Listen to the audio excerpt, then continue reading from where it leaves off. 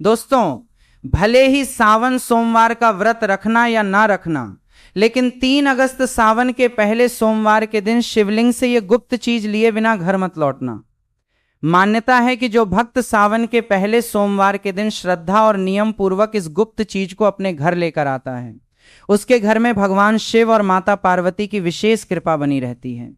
जीवन की अनेक परेशानियां धीरे धीरे समाप्त होने लगती हैं और सुख समृद्धि का आगमन होता है। अगर आप भी चाहते हैं कि इस सावन में भगवान भोलेनाथ का विशेष आशीर्वाद आपको मिले, तो इस वीडियो को अंत तक जरूर देखें, क्योंकि आज हम आपको उस गुप्त चीज के बारे में बताएंगे जिसे सावन के पहले सोमवार के दिन शिवलिंग से घर लाना बेहद शुभ माना गया है। भक्तों, इस बार 30 जुलाई से सावन का पावन महीना प्रारंभ हो चुका है और सावन का पहला सोमवार अपने आप में अत्यंत शुभ और फलदायी माना जाता है। धार्मिक मान्यताओं के अनुसार इस दिन भगवान शिव की पूजा अर्चना करने से कई गुना अधिक पुण्य फल प्राप्त होता है। ऐसे में एक ऐसी गुप्त वस्तु है जिसे शिवलिंग के पास से विधि विधान के साथ घर लाना अत्यंत शुभ माना गया है। तो ऐसे में सावन के पहले दिन इस विशेष बात को बिल्कुल भी नजरअंदाज मत करना, आगे आपकी मर्जी। दोस्तों देखिए, बात ऐसी है कि हमारी जिम्मेदारी सिर्फ आपको सही और धार्मिक जानकारी देने की है। अब ये आपके ऊपर है कि आप इस बात को मानते हैं या नहीं, लेकिन एक बात निश्चित है, अगर आपने इस उपाय को श्रद्धा और नियम के साथ किया तो भगवान शिव की विशेष कृपा आपके घर पर सदैव बनी रहेगी। दोस्तों, पूज्य गुरु जी ने भी अपने प्रवचनों में बताया है कि सावन के पहले सोमवार के दिन भगवान शिव की पूजा के बाद शिवलिंग से जुड़ी इस गुप्त वस्तु का विशेष महत्व होता है। और भक्तों, इस बार सावन के पहले सोमवार के दिन को हल्के में लेने की भूल बिल्कुल मत करना, क्योंकि इस बार सावन का आरंभ अत्यंत शुभ संयोग में हो रहा है। इसीलिए विशेष रूप से शिव भक्तों को इस दिन कुछ खास नियमों का पालन करना चाहिए और उस गुप्त वस्तु को सही विधि से घर लाना चाहिए। यदि कोई भी स्त्री या पुरुष बिना जानकारी के इस अवसर को यूं ही गंवा देता है तो वह भगवान शिव की विशेष कृपा से वंचित रह सकता है। हमारे हिंदू धर्म में सावन के पहले ही दिन भगवान शिव की आराधना को अत्यंत महत्वपूर्ण माना गया है। यदि कोई भी भक्त इस दिन श्रद्धा और विश्वास के साथ भगवान शिव की पूजा करके शिवलिंग से इस गुप्त चीज को अपने घर लाता है तो उसके जीवन में सुख, शांति, धन, समृद्धि और सकारात्मक ऊर्जा का वास होने लगता है। खासकर शिव भक्त इस बात का विशेष ध्यान रखें, क्योंकि यह उपाय अत्यंत शुभ और कल्याणकारी माना गया है। तो दोस्तों, आप लोग इस वीडियो को हल्के में बिल्कुल मत लेना, क्योंकि इस बार 30 जुलाई से प्रारंभ होने वाला सावन अत्यंत शुभ संयोग लेकर आ रहा है। साथ ही जानेंगे कि शिवलिंग से वो कौन सी गुप्त चीज घर लानी चाहिए, उसे किस विधि से लाना चाहिए और घर में कहाँ रखना चाहिए, जिससे भगवान शिव की कृपा सदैव आपके परिवार पर बनी रहे। साथ ही इस वीडियो में हम जानेंगे कि इस उपाय को करते समय कौन कौन सी गलतियां बिल्कुल नहीं करनी चाहिए, क्योंकि छोटी सी भूल भी इस उपाय का पूरा फल समाप्त कर सकती है। साथ ही भक्तों, हम आपको इस वीडियो में बताएंगे कि सावन के पहले दिन कौन से 3 विशेष कार्य जरूर करने चाहिए जिससे भगवान भोलेनाथ शीघ्र प्रसन्न होते हैं। तो भक्तों, आज का ये वीडियो बहुत ही ज्ञानवर्धक और आपके जीवन के लिए लाभदायक साबित होने वाला है, इसलिए आप अपने फायदे के लिए इस वीडियो को अंत तक जरूर देखकर जाइएगा। साथ ही इस वीडियो में हम आपको बताएंगे कि सावन के पहले दिन भगवान शिव को कौन सी चीजें अर्पित करनी चाहिए। इसीलिए इस वीडियो को एक लाइक कर दीजिए और चैनल को सब्सक्राइब कर दीजिए। कौन सी चीजें नहीं चढ़ानी चाहिए और वो 3 से 4 चमत्कारी उपाय भी बताएंगे जिन्हें हर शिव भक्त को सावन के पहले दिन अवश्य करना चाहिए, ताकि भगवान भोलेनाथ और माता पार्वती की कृपा आप पर सदैव बनी रहे। दोस्तों, अगर आप लोग भी भगवान शिव और माता पार्वती जी के सच्चे भक्त हैं तो तुरंत इस वीडियो को लाइक कर दें और कमेंट बॉक्स में लिख दें क नमः शिवाय, हर हर महादेव। दोस्तों, इस बार 30 जुलाई से सावन की शुरुआत होने जा रही है और 28 अगस्त को समाप्त होगा। इस सावन में 4 सोमवारी व्रत होंगे। पहला सोमवारी व्रत 3 अगस्त को है, दूसरा 10 अगस्त, तीसरा 17 अगस्त को है और चौथा सोमवारी व्रत 24 अगस्त को है। कहा जाता है इस सावन के महीने में किसी भी व्यक्ति ने भगवान भोलेनाथ की थोड़ी सी भी पूजा साधना कर ली तो उस व्यक्ति के जीवन की सभी मनोकामनाएं पूर्ण हो जाती हैं, उस व्यक्ति के जीवन के हर कष्ट खत्म हो जाते हैं और उस व्यक्ति के जीवन में धन आना शुरू हो जाता है। सबसे पहले आपको भगवान भोलेनाथ के मंदिर जाना होगा। ये जितने भी उपाय आपको बताए जाएंगे ये मंदिर के उपाय होंगे। देखिए होता क्या है कि कई लोग हमसे पूछते हैं कि गुरुजी हमारे घर पर शिवलिंग है, क्या हम घर पर पूजा नहीं कर सकते हैं?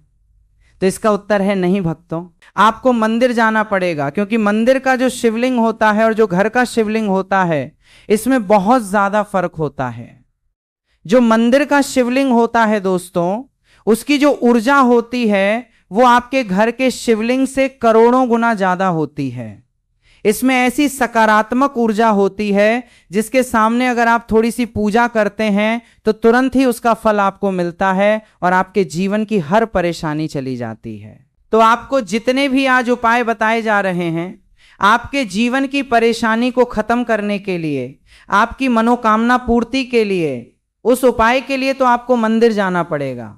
30 जुलाई को सावन महीने का पहला दिन पड़ रहा है, तो ये दिन ऐसा है, इस दिन अगर आप मंदिर जाकर भगवान भोलेनाथ की पूजा आराधना कर रहे हैं तो मान के चलिए दोस्तों, आपके जीवन में कभी कष्ट आ ही नहीं सकता। पूरे साल आपके घर पर अन्न धन का भंडार बना रहेगा। तो आपको क्या क्या ले जाना है वो कहीं पर लिख लीजिए, क्योंकि दोस्तों अगर आपने एक भी गलती कर दी तो आपकी पूजा संपन्न मानी नहीं जाएगी। दोस्तों सबसे पहली चीज जो भगवान भोलेनाथ के लिए आपको जल ले जाना है सावन सोमवार के दिन। कई लोग हमसे ये कहते हैं कि गुरुजी जल जो है वो तो शिवालय में भी मिल जाता है, शिव मंदिर में मिल जाता है। तो नहीं दोस्तों, वहां का जल आप तभी चढ़ाइए या जब कोई दिक्कत हो, वरना आपको अपने घर से ही जल लेकर जाना होता है। आखिर घर से जल क्यों ले जाया जाता है इसकी भी बात सुन लीजिए। घर से इसीलिए आपको जल ले जाना है ताकि आपके घर का जो जल आप ले जा रहे हैं भगवान भोलेनाथ पर चढ़ाने के लिए, उसी जल के द्वारा आप भगवान से जुड़ जाएंगे। उस जल के द्वारा आप भगवान को अपनी सभी दिक्कत बता देंगे और उस जल को जैसे ही भगवान भोलेनाथ पर आप चढ़ाएंगे, अपनी समस्याओं को बताते हुए वो समस्याएं आपकी खत्म हो जाएंगी। इसलिए घर से जल ले जाइए। सबसे जरूरी चीज, जो जल आप ले जा रहे हैं उसमें 2-4 बूंद गंगा जल जरूर डाल दीजिएगा, क्योंकि गंगा जल डाले बिना आपकी पूजा संपन्न नहीं मानी जाएगी। सावन के पहले दिन तो आपको जल ले जाना है, उसमें गंगा जल डालकर। दूसरा, आपको 3 पत्ते वाला बेलपत्र ले जाना है। दोस्तों बेलपत्र बहुत ही शुभ होता है। अगर मान लीजिए एक तरफ 1000 कन्याओं को खाना खिलाया है, दूसरी तरफ भगवान भोलेनाथ को बेलपत्र चढ़ाया है, तो ये दोनों बराबर माने जाते हैं, इसलिए बेलपत्र जरूर ले जाइएगा। तीसरा, आपको सफेद पुष्प ले जाना है। सफेद पुष्प भगवान भोलेनाथ को चढ़ाए जाते हैं, इसीलिए सफेद पुष्प भगवान भोलेनाथ के लिए आपको ले जाना है सावन महीने के पहले दिन, ताकि भगवान भोलेनाथ का आशीर्वाद आपको मिल जाए, जिसके बाद आपके जीवन की हर परेशानी खत्म हो जाए। दोस्तों सफेद चंदन ले जाना अनिवार्य होता है सावन सोमवार के दिन। और ध्यान रखिएगा दोस्तों कि भगवान भोलेनाथ को अगर आप दूध अर्पित करने जा रहे हैं तो एकदम कच्चा दूध होना चाहिए, पका हुआ दूध नहीं होना चाहिए, कच्चा दूध होना चाहिए। अब आपको और क्या क्या ले जाना है देखिए। अगर आप चाहते हैं कि आपकी हर मनोकामना पूरी हो तो एक डिब्बा लीजिए, उसमें काली मिर्च भर कर ले जाइए। देखिए बहुत ध्यान से सुनिए, जितनी आपको बातें बता रहे हैं, एक डिब्बे में काली मिर्च भरकर एक लाल कपड़ा लीजिए, उसमें लौंग, कपूर, इसको मौली धागे से बांधकर आपको अपनी जेब में रखकर ले जाना है। सिर्फ इतनी चीज आपको ले जानी है सावन महीने के पहले दिन। अब आपको पूजा कैसे करनी है चलिए आपको बताते हैं, बहुत ध्यान से लास्ट तक देखिएगा। और जितनी भी चीज आपको बताई जा रही है, इन चीजों को आपको ले जाना है और शिवालय से वापस लेके आना है अपने घर पर, ताकि आपको धन की प्राप्ति हो सके, आपकी कोई भी मनोकामना हो वो पूर्ण हो जाए। भक्तों आप पहले जाएंगे मंदिर। सबसे पहले आपको इस बात का ध्यान रखना है, मंदिर जाने से पहले काले या नीले कपड़े धारण करके मंदिर न जाएं, वरना भगवान भोलेनाथ का आपको क्रोधित रूप देखना पड़ सकता है। सबसे पहले आपको यह करना है कि पतली धार बनाते हुए जल भगवान भोलेनाथ को अर्पित कर देना है। बहुत ध्यान से सुनिएगा भक्तों, पतली धार बनाते हुए भगवान भोलेनाथ को जल आपको अर्पित कर देना है। अब आपको यह करना है दोस्तों कि भगवान भोलेनाथ को चंदन लगाना है। चंदन लगाने के बाद भगवान भोलेनाथ पर 3 पत्तों वाला बेलपत्र रखना है। 3 पत्तों वाला बेलपत्र रखने के बाद आपको भगवान भोलेनाथ पर सफेद पुष्प अर्पित कर देना है। सिर्फ इतना आपको करना है। दूध अगर आप चढ़ाना चाहते हैं तो दूध भी आप चढ़ा सकते हैं, इतना बस आपको करना है। इतना करने के बाद आपको वहां पर खड़े होकर 108 बार, बहुत ध्यान से सुनिएगा, 108 बार आपको ओम नमः शिवाय का जाप करना है, क्योंकि 108 की संख्या भगवान भोलेनाथ को बहुत प्रिय है। ये 3 ऐसी चीजें हैं जो आपको करनी है, इतना करना है। अब आपको क्या करना है, एक डिब्बा जो काली मिर्च का आप ले गए हैं, उस काली मिर्च के डिब्बे को आपको शिवालय की जो गिरती हुई शिवधारा है, जो शिवलिंग से वहां पर पानी गिर रहा है, उसी शिवधारा के पानी से आपको छुआना है और अपनी जेब में वापस रख लेना है। ये जो लाल पोटली आप लौंग की बांध कर ले गए हैं, इसको भी छुआना है, वापस रख लेना है। अब आपको क्या करना है, जिस लोटे में पानी ले गए थे या जिस लोटे में भी आप दूध ले गए थे, उसमें आपको क्या करना है, आपको जो भगवान भोलेनाथ का पानी वहां पर गिर रहा है, भक्तों ध्यान रखिएगा, शिवलिंग से जो पानी नीचे गिर रहा है, उसी पानी का थोड़ा सा पानी अपने लोटे में ले लेना है। जो आपने लोटे में पानी भर कर ले गए हैं, वो पानी वापस बचाना नहीं है, वो तो पूरा आपको भगवान भोलेनाथ को अर्पित कर देना है। जो शिवलिंग से पानी गिर रहा है, उस पानी को आपको अपने लोटे में वापस ले लेना है। भक्तों मान लीजिए आप ये सोच रहे होंगे कि कई लोग वहां पे पानी चढ़ा रहे हैं, तो इस बात की आप चिंता ना करें, क्योंकि भगवान भोलेनाथ के शिवलिंग पर जब भी पानी चढ़ाया जाता है वो अमृत बन जाता है। कहा जाता है कि कई देवी देवता शिवलिंग के पास अदृश्य रूप में खड़े होते हैं ताकि शिवलिंग से गिर रहा पानी वो धारण कर सकें। इतना पवित्र होता है शिवलिंग से गिरता हुआ पानी। पानी को आपको अपने लोटे में ले लेना है, सिर्फ थोड़ी सी बूंदें ले लेनी हैं। अब आपको क्या करना है, आपको घर वापस आना है। जो आपने लोटे में पानी लिया है, भक्तों इसको घर पर आते ही घर के लोगों के ऊपर थोड़ा थोड़ा पानी छिड़क देना है। घर के हर कोने में पानी छिड़क देना है, घर के मुख्य द्वार पर पानी छिड़क दें। इतना आपने कर दिया। अब मान लीजिए पूरे साल आपके घर पर नकारात्मक शक्तियां नहीं आ पाएंगी, आपके घर पर कोई काला जादू, काली विद्या करवाने की कोशिश करेगा तो वो आपके घर पर नहीं कर पाएगा। इससे आपके घर से नकारात्मक शक्तियां चली जाएंगी और सकारात्मक ऊर्जा आ जाएगी। ये जो अब काली मिर्च भगवान भोलेनाथ जी के शिवलिंग से छुआकर आप लाए हैं, इसको पूजा घर में रखें। ये जो काली मिर्च का डिब्बा है आपके पास, इसे कभी भी आप किसी शुभ कार्य के लिए निकलें, जैसे मान लीजिए आप बिजनेस मीटिंग के लिए जा रहे हैं, नौकरी की प्राप्ति के लिए जा रहे हैं, काली मिर्च घर के मुख्य द्वार से पहले रखकर उसको कुचलते हुए निकलिए। मान के चलिए आपके काम में जो भी बाधाएं आने वाली होंगी, वे बाधाएं भगवान भोलेनाथ के आशीर्वाद से अपने आप हट जाएंगी और आप जिस कार्य के लिए भी जाएंगे उस कार्य में आपको सफलता मिलेगी।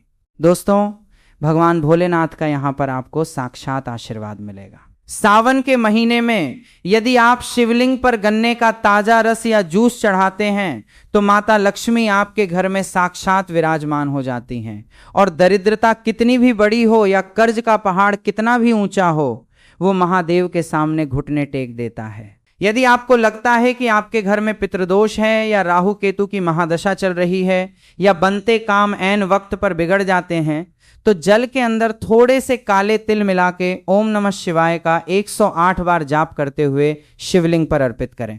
अब बात करते हैं शिव जी के सबसे प्रिय और खतरनाक फल धतूरे की। लोग अनजाने में पैरों से तोड़कर जितने मर्जी धतूरे शिवलिंग पर सजा देते हैं, जो कि पूरी तरह गलत और वर्जित हैं। शास्त्रों के अनुसार शिवलिंग पर धतूरा हमेशा विषम संख्या में ही चढ़ाना चाहिए, जैसे कि केवल 1, 3 या 5। धतूरा असल में इंसान के भीतर छिपे काम, क्रोध, लोभ, मोह और अहंकार का प्रतीक है। जब आप विषम संख्या में धतूरा चढ़ाते हैं तो आप अपनी इन मानसिक बुराइयों और जहर को महादेव के चरणों में सौंप रहे होते हैं। इसके साथ ही सावन में पंचामृत का भोग लगाना चाहिए, जिसमें शुद्ध गाय का कच्चा दूध, गाढ़ा दही, घर का निकाला हुआ घी, शुद्ध शहद और मिश्री की शक्कर शामिल हो। ये सभी सामग्री शिवजी को तृप्त करती है। लेकिन याद रखें कि पंचामृत में कभी भी बाजार की डिब्बाबंद या मिलावटी चीजों का इस्तेमाल भूल कर भी ना करें। सावन के महीने में बेलपत्र का महत्व तो बच्चा बच्चा जानता है, लेकिन बेल के पेड़ की जड़ में जो तांत्रिक, सुरक्षात्मक और अलौकिक शक्तियां होती हैं, उसके बारे में कोई बात नहीं करता। सावन के किसी भी सोमवार को सुबह सूर्योदय से पहले उठकर स्नान करके बेल के प्राचीन वृक्ष के पास जाएं। वहां धूप दीप जलाकर प्रार्थना करें और उसकी जड़ का एक छोटा सा टुकड़ा कुल्हाड़ी या लोहे से नहीं बल्कि लकड़ी या हाथ से प्यार से तोड़कर ले आएं। उस टुकड़े को गंगा जल और गाय के कच्चे दूध से धोकर पहले शिवलिंग पर स्पर्श कराएं और फिर उसे महादेव का प्रसाद मानकर वापस ले लें। इसके बाद उस टुकड़े को चांदी, तांबे या पीतल के किसी ताबीज के अंदर भरकर काले या लाल धागे की मदद से अपने गले में या दाहिनी बाजू पर बांध लें। ये कोई साधारण लकड़ी नहीं रह जाती, ये साक्षात महादेव का त्रिशूल और सुरक्षा कवच बन जाती है। इस ताबीज को पहनने के बाद दुनिया का कोई भी ओझा, तांत्रिक, कोई भी बुरी नजर, मूठ, भूत प्रेत, डाकनी, शाकनी या हवा में घूमने वाली नकारात्मक शक्ति आपके आसपास भी नहीं भटक सकती। यदि आपको रात में डरावने सपने आते हैं, अचानक छाती पर वजन महसूस होता है या आपको लगता है कि आपके ऊपर किसी ने कुछ टोना कर दिया है, तो इसे पहनने के बाद आपका रुका हुआ कारोबार, आपकी नौकरी और आपका जीवन बहुत तेजी से सफलता की ऊंचाइयों की ओर बढ़ने लगेगा। वैवाहिक जीवन के कड़े प्रतिबंध, वर्जित कर्म और महादेव की परीक्षा के संकेत और पति पत्नी के रिश्ते का वो कड़वा सच जिससे व्रत सफल या निष्फल होता है। भगवान शिव और माता पार्वती इस पूरी सृष्टि के सबसे पहले, सबसे आदि और सबसे आदर्श पति पत्नी हैं। इसलिए सावन के व्रत में पति पत्नी के आपसी व्यवहार और मानसिक पवित्रता का बहुत गहरा और सीधा संबंध होता है। जो पति पत्नी सावन के महीने में या विशेषकर सोमवार के व्रत के दिन आपस में गाली गलौज करते हैं या एक दूसरे को नीचा दिखाते हैं, ताने मारते हैं या आपस में भयंकर लड़ाई झगड़ा और क्लेश करते हैं, उन्हें सावन का व्रत रखने का कोई अधिकार नहीं है। यदि ऐसी अशांत स्थिति में आप भूखे रहकर व्रत रखते भी हैं तो महादेव आपके उस व्रत को कभी स्वीकार नहीं करते। आपका भूखा रहना केवल एक शारीरिक प्रताड़ना और नाटक बनकर रह जाता है और आपके पुण्य की सारी ऊर्जा उसी क्षण नष्ट हो जाती है। शास्त्रों के अनुसार देवी देवता हमेशा पति पत्नी के प्रेम पूर्ण जोड़े की सामूहिक सकारात्मक ऊर्जा से ही प्रसन्न होते हैं। यदि आपका पति आपसे प्यार से बात करके या आपकी सहमति से आपको खुश रखकर किसी काम के सिलसिले में नौकरी पर या विदेश गया है, तो पत्नी घर पर रहकर पूरी निष्ठा से व्रत रख सकती है। लेकिन यदि दोनों के बीच भयंकर क्लेश हुआ है, पत्नी रोते हुए और पति को गाली देते हुए अपने मायके जाकर बैठ गई है और वहां सावन का व्रत रख रही है, तो वो व्रत पूरी तरह निष्फल है। कोर्ट मैरिज और अधूरी शादी वाली महिलाओं के लिए शास्त्रों का कड़ा निर्देश। आज के आधुनिक और पाश्चात्य युग में बहुत से युवा कोर्ट में जाकर कागजों पर दस्तखत करके शादी कर लेते हैं और समाज में उसे ही अपना पूरा विवाह मान लेते हैं। लेकिन सनातन शास्त्रों, वेदों और हिंदू धर्म के अनुसार कोर्ट मैरिज एक पूरी तरह अधूरा और केवल कानूनी विवाह है, धार्मिक नहीं। जब तक पवित्र अग्नि को साक्षी मानकर वैदिक मंत्रोच्चार के बीच कन्यादान और 7 फेरे नहीं लिए जाते, तब तक वह विवाह आध्यात्मिक रूप से पूर्ण नहीं माना जाता। शास्त्रों के अनुसार ऐसी अधूरी शादी वाली महिलाओं को सावन का मुख्य व्रत रखने से बचना चाहिए, क्योंकि जब तक विवाह के 7 फेरे पूरे नहीं होते तब तक महिला को अपने पति के आधे पुण्य की प्राप्ति नहीं होती और ना ही वह धार्मिक रूप से अर्धांगिनी कहलाती है। यदि ऐसी महिलाएं व्रत रखना चाहती हैं तो उन्हें पहले विधिवत रूप से भगवान शिव और माता पार्वती के सामने 7 फेरे या विवाह की रस्में पूरी करनी चाहिए। तभी उनका व्रत पूर्ण रूप से फलदायी माना जाएगा और उन्हें सौभाग्य की प्राप्ति होगी। कुंवारी कन्याओं और विवाहित महिलाओं के लिए शिवलिंग स्पर्श का रहस्यमय नियम। सावन के महीने में कुंवारी कन्याएं मनचाहा और संस्कारी वर पाने के लिए और शादीशुदा महिलाएं अपने पति की लंबी उम्र तथा अखंड सौभाग्य के लिए व्रत रखती हैं। लेकिन यहाँ भी एक बहुत बड़ा और सख्त नियम है जिसे हर महिला को जानना बेहद जरूरी है। कुंवारी कन्याओं को पूजा करते समय भूलकर भी शिवलिंग का सीधा स्पर्श नहीं करना चाहिए। इसी तरह यदि सावन के दिनों में अचानक आपके घर के मुख्य द्वार पर कोई भूखी गाय आ जाए या साक्षात नंदी महाराज आकर खड़े हो जाएं और अपनी पूंछ हिलाएं, तो समझ जाइए कि महादेव स्वयं नंदी पर सवार होकर अदृश्य रूप में आपके दुखों का अंत करने आए हैं। आपको तुरंत भागकर उन्हें हरी घास, गुड़ या शुद्ध भोजन कराना चाहिए और उनके माथे पर कुमकुम का तिलक लगाना चाहिए। सावन के महीने में किसी प्राचीन शिव मंदिर के भीतर अचानक दीवार पर छिपकली का रेंगते हुए या आपके सामने गिरते हुए दिखना भी बहुत ही दुर्लभ और शुभ संकेत माना जाता है। ये अचानक होने वाले धन आगमन और कर्ज मुक्ति का अचूक प्रतीक है। भीमराज और काली मधुमक्खी का रहस्यमय और तांत्रिक आगमन। सावन के महीने में कई बार हमारे घरों में काले रंग का एक बड़ा सा उड़ने वाला जीव आता है, जिसे ग्रामीण भाषा में कुछ लोग भीमराज कहते हैं या काली पहाड़ी मधुमक्खी यानी भंवरा कहते हैं। इसकी गूंज बहुत तेज होती है। यदि ये जीव अचानक आपके घर में आकर कानों के पास गूंजने लगे या आपके पूजा घर में रखे दीपक के आसपास चक्कर काटने लगे तो डर कर उसे मारे नहीं। ये साक्षात माता दुर्गा के भ्रामरी रूप के आगमन का संकेत है। शास्त्रों में भंवरा और काली मधुमक्खी को माता भ्रामरी और मां दुर्गा का दूत माना गया है। इसका घर में आना इस बात का अकाट्य प्रमाण है कि आपके घर पर जो भी भयंकर तंत्र मंत्र, मूठ, नजर दोष या अलाबला मंडरा रही थी, उसे माता दुर्गा के दूतों ने स्वयं भस्म कर दिया है और अब आपके घर में सुख, समृद्धि, वैभव और असीम शांति का वास होने वाला है।